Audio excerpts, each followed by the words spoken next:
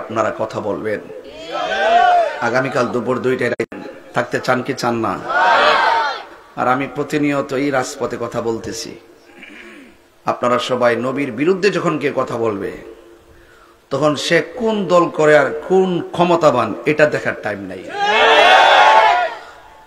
কারণ আমার নবী আমাদের ঈমান, আমাদের নবী আমাদের ঈমানের মূল, ঈমানের মূল।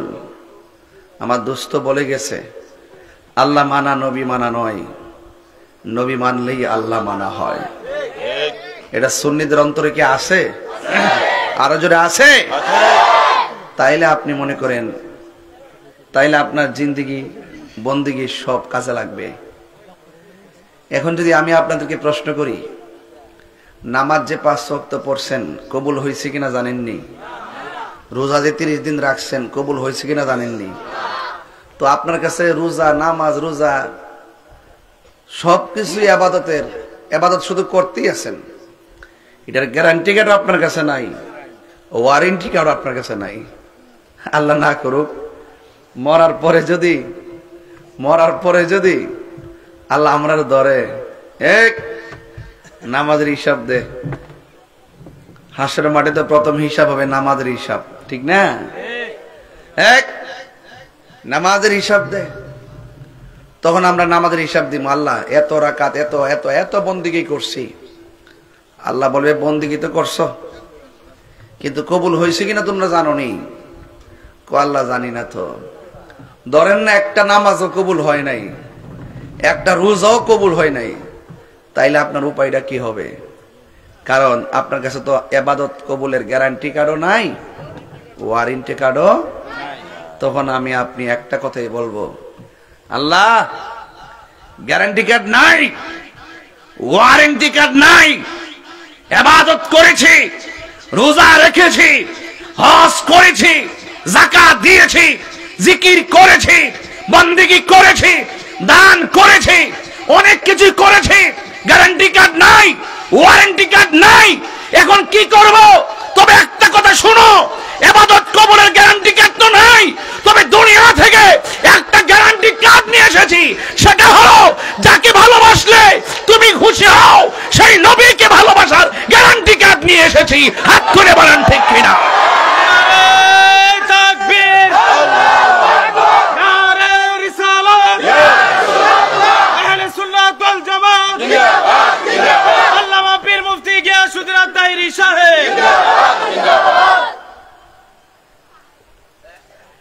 নবীজিকে যে ভালোবাসেন এটার গ্যারান্টি কার্ড আসেনি। সাউন্ডটা ঠিক করেন। নবীজিকে যে ভালোবাসেন তার গ্যারান্টি কার্ড আসেনি, ওয়ারেন্টি কার্ড আসেনি। কোন সন্দেহ আছে? এই মুহূর্তে আপনাকে যদি কেউ 5,000 টাকা দিয়ে নবীর একটা গালি দেয়, নাউজুবিল্লাহ কোন কেন, আপনি কি দিবেন? এটার নাম ঈমান। যে টাকার কাছে ঈমান বিক্রি করব না, জীবন গেলে গেও তলোয়ারের নিচে থাকলেও আমরা ঈমান বিক্রি করব না। এটার নাম ঈমান। এটা নিয়ে আমরা কবরে যাব, এটা নিয়ে আমরা হাসর উঠব। কারা কারা নবীকে জীবন ভর ভালোবাসবেন? হাত তুলে স্লোগান তোলেন।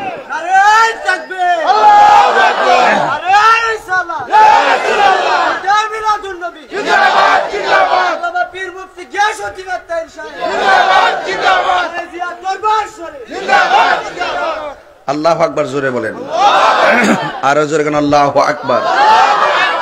লেখা আছে বড় ঈদ।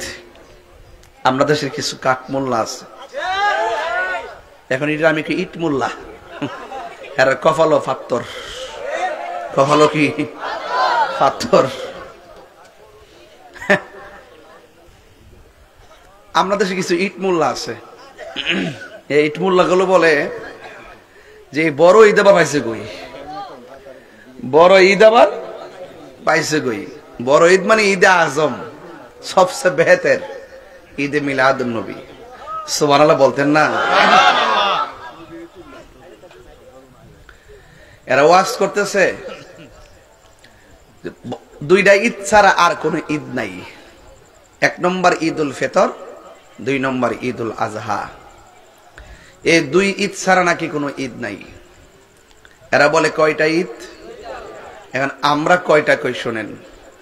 হাদিস শরীফের মধ্যে দেখলাম জুম্মার দিনকে ঈদ বলা হয়েছে, তাহলে ঈদ করা হয়েছে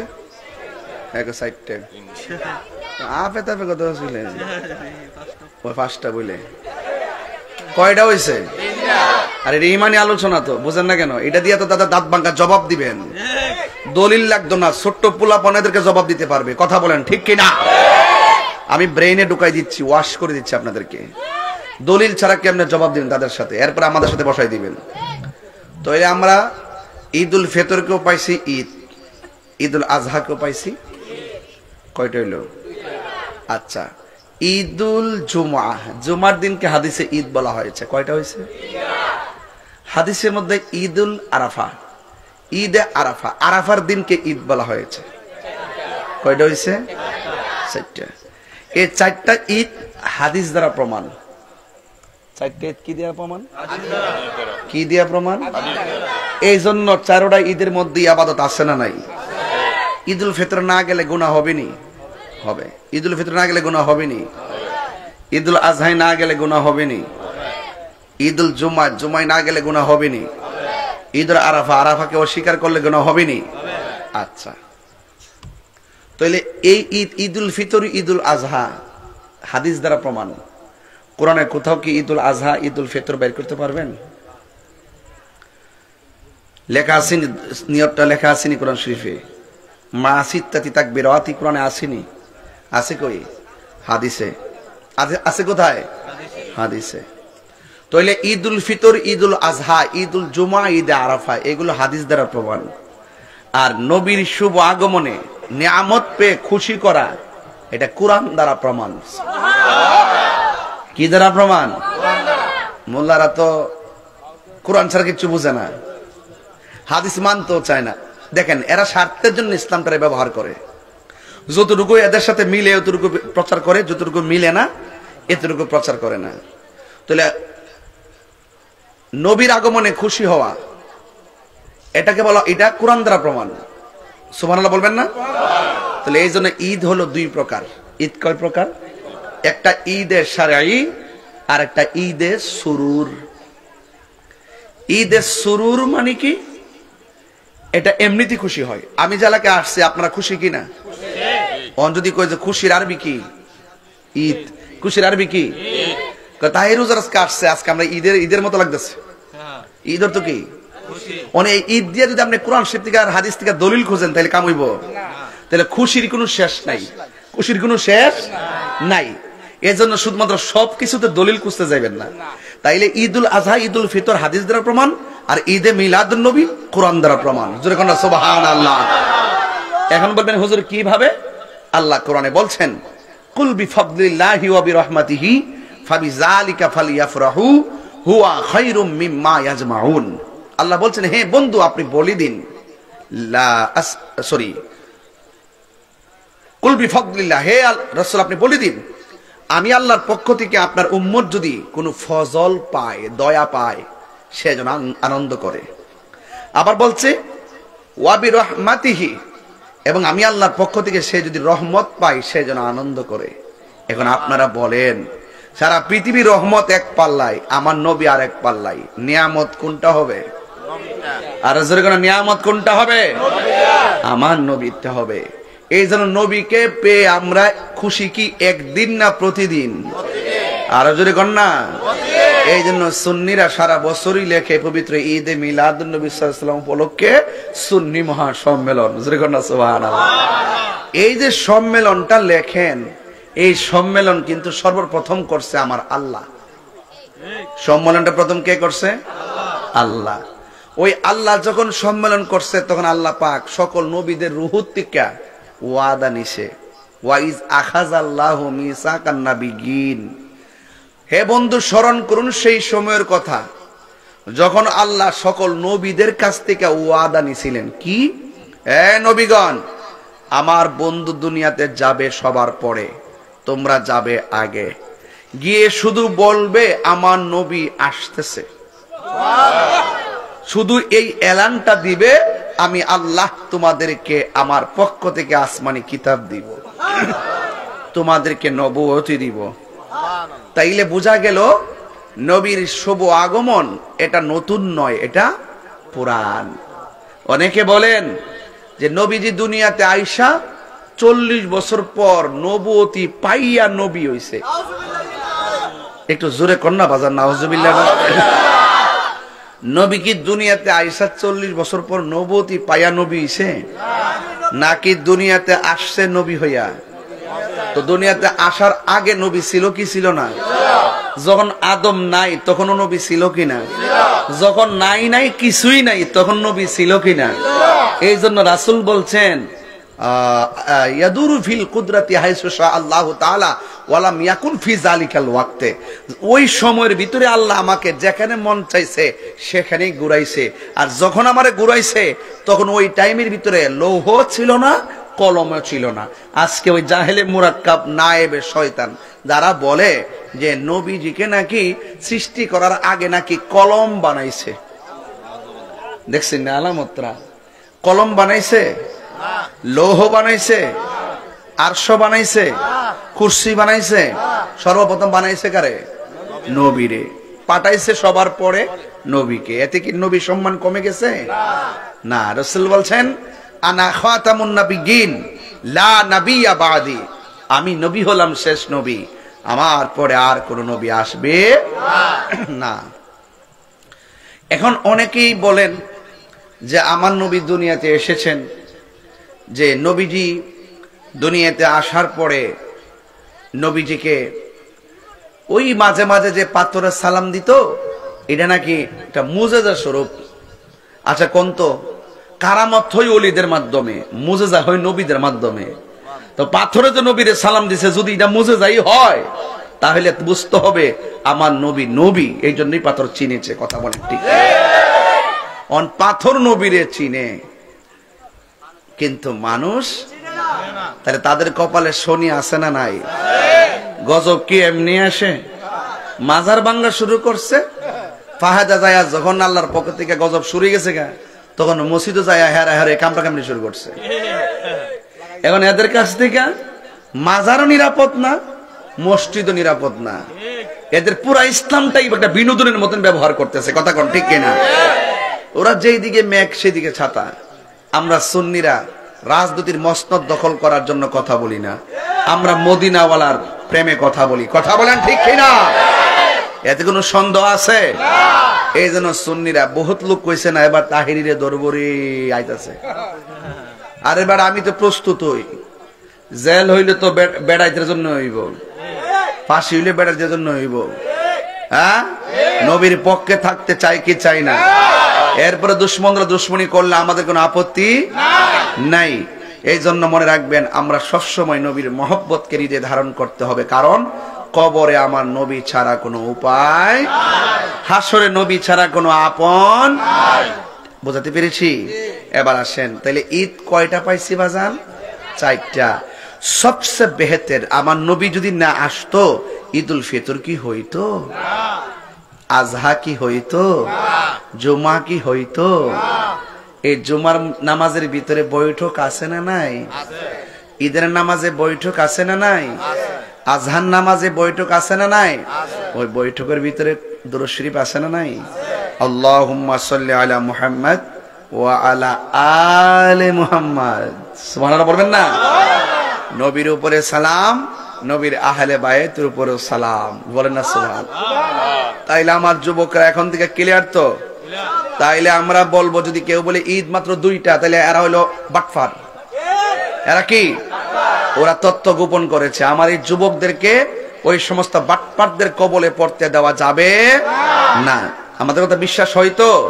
যদি তারা কোনো বার্গেনিং করে আমাদেরকে ধরাই দিবেন। আমাদের কারোর সঙ্গে দ্বন্দ্ব নাই। আমাদের দ্বন্দ্ব শুধুমাত্র যে কেউ যদি নবীর বিরুদ্ধে কথা বলে আমরা তখন তাকে ছাড় দিয়ে কথা বলি না। সুতরাং এই বলাটাকে আপনারা খারাপ মনে করবেন না, মনে করবেন এটা আমাদের ইমানি দায়িত্ব থেকে বলি। কথা বলেন ঠিক কিনা? কারণ আগেই বলছি, আমল নাই, আমল জীর্ণ শীর্ণ, কিন্তু নবীর মহব্বতের হৃদয় পূর্ণ। আমল জীর্ণ শীর্ণ, কিন্তু নবীর মহব্বতে সুন্নিদের হৃদয় পূর্ণ। এতে কোনো সন্দেহ নাই। এই জন্য আল্লাহর হাবিব সাল্লাল্লাহু আলাইহি ওয়াসাল্লাম এই দুনিয়ার মধ্যে তাশরীফ এনেছেন। আল্লাহ রাব্বুল আলামিন কোরআনে এভাবে বলেছেন, ওয়ামা, যুবক ভাই একটু মনোযোগ দেন, আমার দিকে তাকান। ওয়ামা আরসালনাকা ইল্লা রাহমাতাল লিল আলামিন।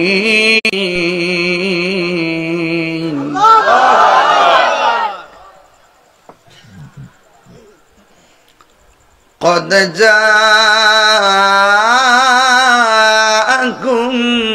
من الله نور وكتاب مبين।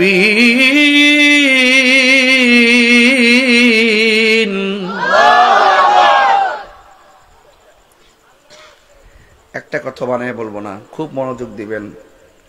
যদি মনোযোগটা দিতে পারেন এমন হতে পারে আপনি হয়তো এখনো কবরে যান নাই, আপনার মা বাবার কবরে রাসূল এসে দিদার দিতে পারে। তবে শুধু এক ফোঁটা চোখের পানি ছেড়ে দিবেন আজকে। এই চোখের ফোঁটা পানিটা যেন আপনার রিজিকের ফায়সালা হয়ে যায়। এই চোখের পানিটা যেন আপনাকে রাসূল দেখার দরিয়া হয়ে যায়। এই চোখের পানিটা যেন আপনার মা বাবার কবরে আযাব মাফ হয়ে যায়। এই চোখের পানিটা যেন আমাদের জিন্দেগিটা যেন রাসূলের প্রেমে ভরপুর হয়ে যায়। রাজি আছে কিনা বলেন? আমার যুবক ভাইয়েরা, আমার মুরব্বী বাবারা, আমার নবী আপনার নবী এই দুনিয়ার মধ্যে তাশরীফ এনেছেন যেই মাসে, এই মাসে আমার নবী আল্লাহ পাকের দিদারে চলে গেছেন।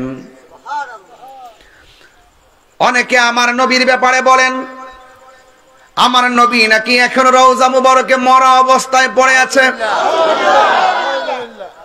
নাউজুবিল্লাহ, জোরে বলবেন। আপনারা জবান খুলে বলুন, আমার নবী কি মরা নবী না হায়াতুন নবী? আমার নবী আপনার নবী রবিউল আউয়াল মাস যখন এসেছে, নবীর 63 বছরের জিন্দেগির শেষ দিকে আমার নবী দুনিয়াতে যেমন রবিউল আউয়াল মাসে এসেছেন, আমার নবী আল্লাহ পাকের প্রেমের ডাকে আল্লাহ পাকের দিদারে চলে গেছেন। এই নয় যে আমার নবী রওজা মুবারকে মরা অবস্থায় পড়ে আছে। আপনারা জবান খুলে বলুন, আমার নবী এই মুহূর্তে রাইতলা প্রেমিকের ঘরে আছে না না? এটার নাম ঈমান। যদি ভুল বলে থাকে আল্লাহ আমার উপরে গজব দুক। আমি সত্য বলেছি, নবীর ব্যাপারে একটা কথা মিথ্যা বলে আপনাকে ধোঁকা দিব না। কারণ রাসূল নাইলে বরদাস্ত করবে না, ধ্বংস হয়ে যাবে যদি হক কথা গোপন করি। এক সাহাবী বলেন, আমি নবীর কাছে গেলাম,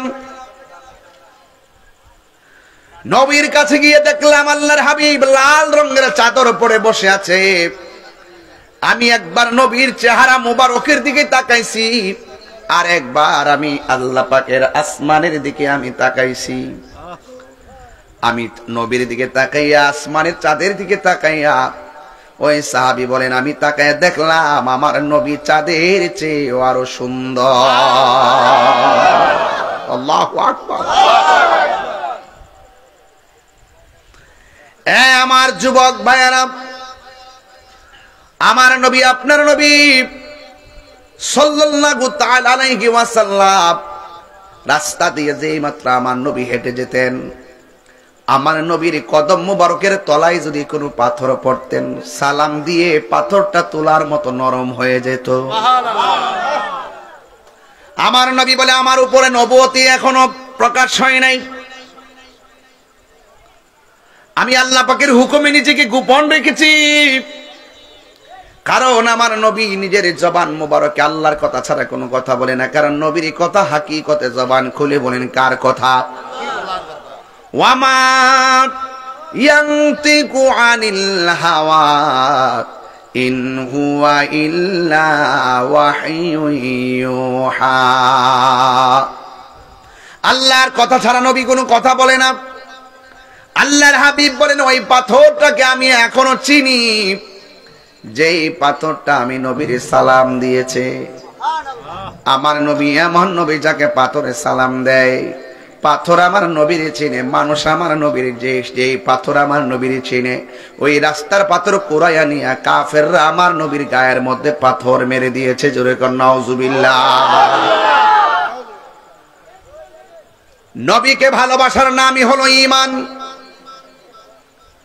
আমার তো মনে হয় ১৫০০ বছর আগে যদি রাইতলার মানুষগুলো সেই মক্কা মদিনায় থাকতো, যে পাগলগুলো রাত্র ১১টার পরে নবীর কথা শোনার জন্য ঝাঁকে ঝাঁকে বসে থাকে, এই পাগলগুলো যদি নবীর আমলে থাকতো, কাফেররা যদি আমার নবীর দিকে পাথর মারতো, রাইতলার মানুষগুলো সেই পাথরের বরাবর নিজের মাথা ধরে দিত আর বলতো, কাফেরেরা যত পাথর মার, আমরার মাথার মধ্যে মার, জীবন থাকতে আমার নবীর বদন মুবারকে একটা পাথরের আঘাত লাগতে দিতাম না। এই জন্য আল্লাহর হাবিব বলেন, এমন একটা সময় আসবে আমার কিছু পাগল আমার না দেখেই তারা পাগল হয়ে যাবে। হাসরের ময়দানে সেই উম্মতের দাম আমার আল্লাহ অনেক বাড়াইয়া দিবে। এই জন্য আমার নবী, আপনার নবী রাহমাতুল লিল আলামিন বলেছেন, উম্মত, এই উম্মত, আমি নবীর কথা শুই না যারা পাগল হয়ে যাবে, আমি নবী তোমাদের জন্য শাফাত করব। এই জন্য আজকে রাইতলার বাবারা, আমি ধাপে ধাপে ঘটনার দিকে চলে যাব, কিন্তু আমি বুঝাইতে চাইতেছি আমার নবী কেমন। আয়েশা সিদ্দিকাকে জিজ্ঞাসা করলে বুঝবেন নবী কেমন। সুবহানাল্লাহ বলেন। আয়েশা সিদ্দিকা রাদিয়াল্লাহু তাআলা আনহাকে একজন প্রশ্ন করলেন, আয়েশা, আপনি তো নবীর সঙ্গে ঘর সংসার করেছেন, আয়েশা আপনি বলুন না নবীর চরিত্রটা কেমন ছিল। স্ত্রী তো জানে নবীর স্বামীর চরিত্রটা কেমন না। আম্মা জান আয়েশা সিদ্দিকা রাদিয়াল্লাহু তাআলা আনহাকে প্রশ্ন করা হয়, এ আয়েশা, আপনি বলুন না নবীর চরিত্রটা কেমন। আয়েশা সিদ্দিকা রাদিয়াল্লাহু তাআলা আনহা বলেন, এ পৃথিবীর মানুষ শুনে যাও, আমার নবীর চরিত্র সম্পর্কে তোমরা আমার কাছে জিজ্ঞাসা করার জন্য এসেছো, শুনে যাও, গোটা কোরআন শরীফটাই হইল আমার নবীর চরিত্র। কোরআন শরীফের মধ্যে জেরের মধ্যে সন্দেহ আসেনি, জবরের সন্দেহ আসেনি। কোরআন শরীফের মধ্যে পেশ জের জবর পেশ অক্ষরের মধ্যে যেমন করে সন্দেহ নাই, আমার নবীর চরিত্র মুবারকের ভিতরে যারা পরিমাণ কোনো সন্দেহ।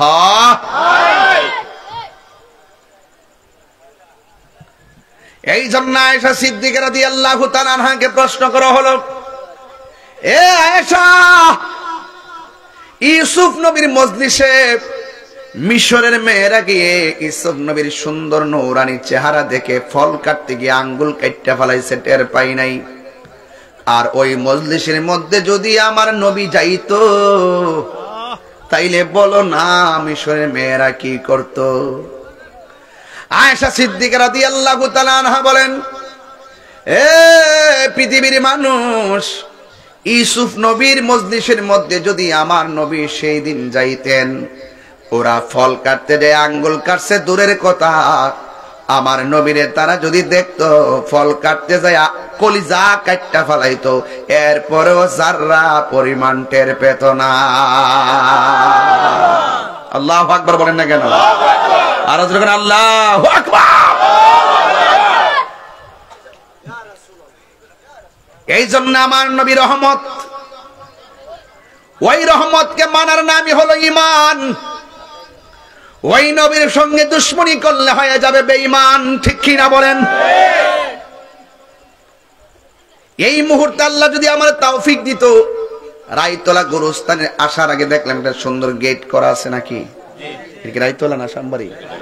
রায়তলা তো সুন্দর একটা গেট। এই জায়গার মধ্যে আমি বসলাম, গেটটা দেখার পরে দেখলাম অনেক সুন্দর। আর এখানে বসার পরে আমার কাছে একটা খবর আসছে, আমার গ্রামের ভিতরে, নামটা কি? রমজান। রমজান ভাই একদম তরুতাজা একটা দেহ, একটু আগে সে দুনিয়া থেকে বিদায় হয়ে গেছে। একদম তরতাজা একটা মানুষ। গত রাতের বেলা মাগরিবের নামাজের পর আমি জানাজার ময়দানে গেলাম। আমার একজন চাচা, যার নাম মরহুম আব্দুর রহিম ভুইয়া, তিনি দুনিয়ার থেকে চলে গেছে। আমি নিজেই জানাজার নামাজ পড়াইছি। এমন কোন দিন নাই গ্রামে গঞ্জ থেকে মানুষগুলা কবরে যায় না। এখন হয়তো হাসতেছেন, গুম গুম ধরতেছে, বাড়ি যাওয়ার জন্য, ফাইজলামি করার জন্য, মোবাইল টিপার জন্য, আড্ডা মারার জন্য মন চাইতেছে।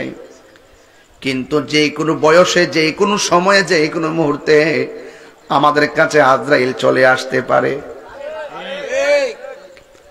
আমার যদি আল্লাহ তৌফিক দিত রাই তোলার কবরগুলোর ছানিগুলো খুললা যদি দেখতাম কবর মানুষটা আমার সঙ্গে কথা বলতেছে, আমি যদি জিজ্ঞাসা করতাম ভাই কবরে কেমন আছেন, ওই লোকটা আমার ডাক দিয়া বলতো, তাহিরি রে, দুনিয়া দুনিয়া করিস না রে বাবা। এই কবরের মধ্যে আইসা দেখলাম বড় সাংঘাতিক জায়গা, বড় ডেঞ্জারাস জায়গা। এই কবরের ভিতরে দুনিয়ার কোন মা যাবে না, ভাই যাবে না, বন্ধু যাবে না। আদা দূরে দূরে কবরের লাশগুলো পড়ে আছে। আমি কবরে আসার পরে কবরে জ্বলতেছি। যদি জিজ্ঞাসা করি জ্বলাটা কেমন লাগে, কই দুনিয়ার আগুন কিসের গরম, 70 গুণ আগুনের সেক মারে কবরের ভিতরে। আরে প্লাস দিয়া চিপ দিলে কিসের ব্যথা লাগে, ওই ব্যথাটা কইব কবরের ভিতরে দুই পাশের মাটি গুলো এমন, ডান পাশের হাড্ডি গুলো বাম পাশের হাড্ডির ভিতরে ঢুকে যায়। এত বছর ধরে যে কান্তিছি, দুনিয়ার ফায়ার সার্ভিস আগুন লাগলে ঘর নিবাইতে, ঘরের মধ্যে আগুন লাগলে ফায়ার সার্ভিস নিবাইতে যায়, কিন্তু কবরের ভিতরে সেই দিন থেকে পড়তেছি, এত চিল্লাইলাম, আমার কবরের আগুন কেউ নিবাইবার জন্য আসে নাই। তাহিরি রে, দুনিয়ার মানুষকে জানাইয়া দেন কবর বড় ডেঞ্জারাস জায়গা। এই কবরের ভিতরে ইমান ছাড়া কবরের ভিতরে ভয়ানক অবস্থা হয়ে যাবে। কথা কোন ঠিক কিনা? এই জন্য আল্লাহ বলছেন, ইন্নাল ইনসানা লাফি খুস, নিশ্চয়ই মানুষ ক্ষতিগ্রস্ত, ইল্লাল্লাযীনা আমানু ওয়া আমিলুস সালিহাতি ওয়া তাওয়াসাউ বিল হাক্কি ওয়া তাওয়াসাউ বিস সাবর। আল্লাহু আকবার। আল্লাহ রাব্বুল আলামিন বলেন, এই পৃথিবীতে সবাই ক্ষতিগ্রস্ত।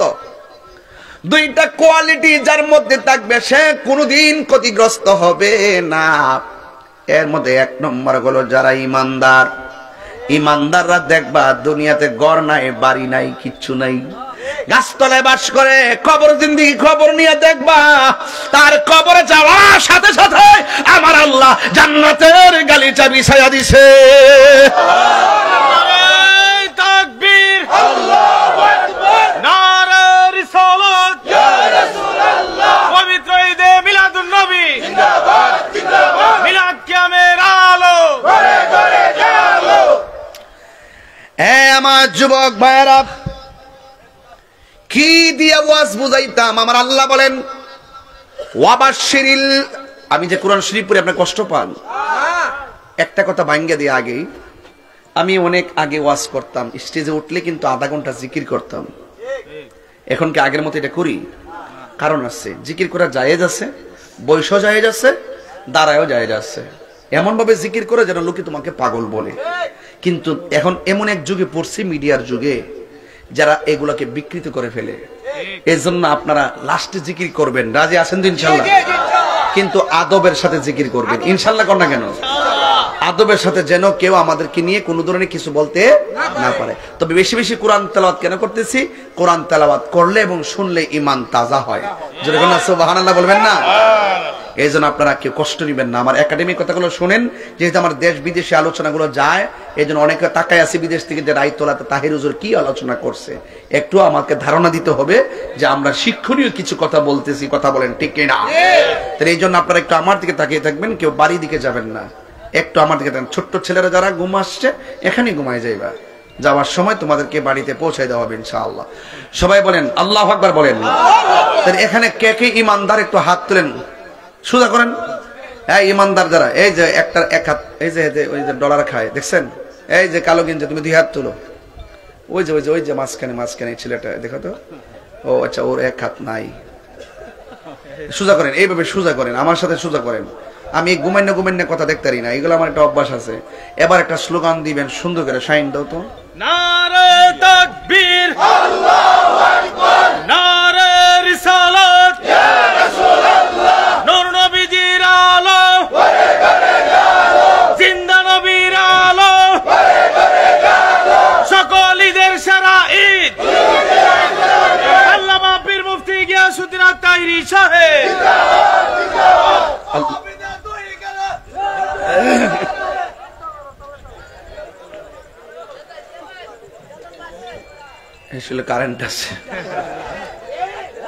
কারেন্ট আছে, কেউ বাজা নাই সবুজ কই যান, আইবেন নিয়ে বাহার। আমার ওয়াজ উঠলে কিন্তু ভাল লাগে না আমার কাছে, উঠতেন না।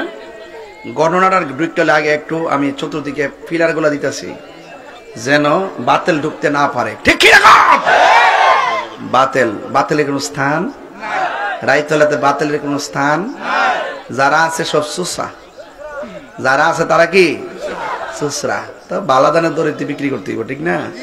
ফালামো কই এখনো সময় আছে, তওবা করে ফিরে আসো। কথা কন এই কথা কন। হে রাসূল তোমায় ভালোবাসি, অন্তরে সদয় মুখে না, জান্নাতের আশায় নয় হে রাসূল, জাহান্নাম কেউ ডরি না। তোমার পাবার আশায় মন ছুটে যাই মদিনায়, তোমার সাউন্ডটা ঠিক করতে গো। মন ছুটে যাই মদিনায়, এরাই তলার সুর যদি শুনে থাকো, একেবার দিদার দাও না। সবাই হে রাসূল তোমায় ভালো, অন্তরে সদয় মুখে না, জান্নাতের আশায় নয় হে রাসূল, জাহান্নাম কেউ ডরে না। তোমায় পাবার আশায় এ আশিকের সুর যদি শুনে থাকো, একেবার দিদার দাও না। হে রাসূল তোমায় আমার যুবক ভাইরা, অন্তরে সদয় মুখে না, জান্নাতের আশায় নয় হে রাসূল, জাহান্নাম জান্নাতের আশায় নয় হে রাসূল, জাহান্নাম কেউ ডরে না। একটা জবান বন্ধ রাখবেন না, মহব্বতে মায়ার সুরে বলুন আল্লাহ। আমার ওয়াজ হলো আমার নবী কেমন। আয়েশা বলে গোটা কোরআন শরীফটা যেমন আমার নবী তেমন, কোরআনে যেমন কোনো সন্দেহ নাই। আমার নবীর চরিত্রের মধ্যে কোনো সন্দেহ নাই। আজকে বিয়াদবের দলেরা আমার নবীকে নিয়ে কটূক্তি করে, আজকে বিয়াদবরা আমার নবীর গালি দেয়। হাদিস শরীফের মধ্যে এসেছে, মান সাব্বা নাবিয়ান ফাকতুলহু, যারা আমার নবীর গালি দিবে তারে কতল করতে হবে। কথা কোন ঠিক কিনা? যে আমার নবীকে গালি দিবে তওবা করলে হবে না, তাকে কতল করা লাগবে। ঠিক কিনা বলেন? এই জন্য যুবক, ভারতের এক সাংবাদিক প্রশ্ন করতেছে, তোমরা যে নবীর জন্য এমন ভাবে রাজপথে আন্দোলন করো, তোমাদের কি কোনো কাজ কারবার নাই? এই যুবক, ওই লোকটা কি উত্তর দিছে জানেননি? যেই সাংবাদিক প্রশ্ন করছে, আরে রামগিরি মহারাজ নবীরে গালি দিছে, আর নারায়ণ রানে আমার নবীরে গালি দিছে, তোমরা কাজকর্ম ফালাইয়া বজিফত ফালাইয়া রাজপথের মধ্যে কেন আন্দোলন করতেছো? তোমাদের কি কোনো কাজ টাজ নাই? তখন সাংবাদিকদের প্রশ্নের উত্তরে আশিক রাসূল কি বলছে জানেননি? আশিক রাসূল বলছেন, নবী কি আগে कोई कारोबार नहीं, नबी के आगे कोई कारोबार नहीं, नबी के आगे कोई जिंदगी नहीं, नबी के आगे कोई माँ बाप नहीं। चित्कार मेरे के अल्लाह আকবার বলা যাবে না। ডাক দিয়া বলে, আমার নবীর প্রেম হলো আগে, দুনিয়া পরে। নবীর প্রেম হলো আগে, সন্তান পরে। নবীর প্রেম হলো আগে, মা বাবা পরে। দুনিয়া নবী হইল আগে, দুনিয়ার সম্পত্তি হইল পরে। নবীর জন্য সব ছাইড়া দিতে পারবো, কিন্তু আমার নবীরে ছাড়তে পারবো না। তাকবীর, আল্লাহু আকবার, নারে রিসালাত, ইয়া রাসূলুল্লাহ, নবী ওলির দুশমনেরা হুঁশিয়ার সাবধান। খুদার কসম, কসবাবাসী, রাইতলাবাসী, नबी की आगे कोई कारोबार नहीं, नबी की आगे कोई जिंदगी नहीं, नबी की आगे कोई माँ बाप नहीं, नबी की आगे दुनिया नहीं। नबीर मोहब्बत सবার आगे, नबीर मोहब्बत যেখানে থাকবে দুনিয়া তুচ্ছ, নবীর মোহব্বত শ্রেষ্ঠ। আমরা সবাই যেখানে নবীর বিরুদ্ধে কথা বলবে জীবন দিয়ে দিব, কিন্তু ইমাম দিব না। প্রয়োজনে গুস্তাখি রাসূলদের সঙ্গে জিহাদ হবে, সংগ্রাম হবে, প্রতিবাদ হবে। ঠিক কিনা বলে? তাকবীর, আল্লাহু আকবার, নারে রিসালাত, ইয়া রাসূলুল্লাহ, আহলে সুন্নাত ওয়াল জামাত জিন্দাবাদ, জিন্দাবাদ। রামগিরির গালে গালে, নবী ওলির দুশমনের গালে গালে। পরিষ্কার কথা, সেই নবীর কথাই বলছি, যেই নবী ছাড়া কোনো উপায় নাই। কথা কোন ঠিক কিনা? আমি একবার বলছি যান সাম্বারের গুরুস্থানে, একবার বলছি যান, হিম্মত থাকলে দেখবেন সে উত্তর দিতে বাধ্য। নবী ছাড়া কোনো কিছু নাই। নবী আছে, কবরে জান্নাতের গালিচা আছে। নবী নাই, জাহান্নাম আপনার জন্য অবধারিত হয়ে যাবে। তো যেই নবীর মাধ্যমে, যেই নবীর মহব্বতে ইবাদত কবুল হয়, সেই নবীর মহব্বত চাই কি চাই না? রাসূল বলছেন, আলা ঈমানা লিমান লা মুহাব্বত আলাহ। যার অন্তরে নবীর মহব্বত নাই, তার ঈমান নাই।